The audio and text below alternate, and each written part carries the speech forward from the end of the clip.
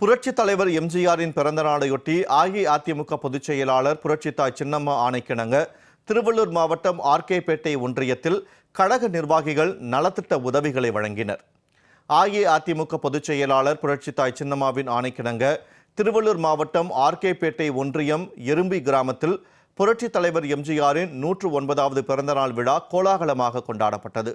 எறும்பி துவக்க வேளாண்மை கூட்டுறவு கடன் சங்கத்தின் முன்னாள் தலைவரான குமாரசாமி தலைமையில் நடைபெற்ற இந்த நிகழ்வில் எறும்பி கூட்டுறவு கடன் சங்க வங்கியின் முன்னாள் தலைவர் பார்த்திபன் அனைவரையும் வரவேற்றார். இந்த விழாவில் சிறப்பு அழைப்பாளராக பங்கேற்ற முன்னாள் சட்டமன்ற உறுப்பினரும் முன்னாள் அரசு கொறடாவுமான PM நரசிம்மன் புரட்சித் தலைவர் எம்ஜிஆர் மற்றும் புரட்சித் தலைவி அம்மா ஆகியோரின் திருவுருவப் படங்களுக்கு மலர் தூவி மரியாதை செலுத்தினார். இதையடுத்து நிகழ்ச்சியில் பங்கேற்ற எறும்பி உள்ளிட்ட சுற்று வட்டார கிராமங்களைச் சேர்ந்த 500க்கும் மேற்பட்ட பெண்களுக்கு சேலை உள்ளிட்ட நலத்திட்ட உதவிகள் வழங்கப்பட்டன.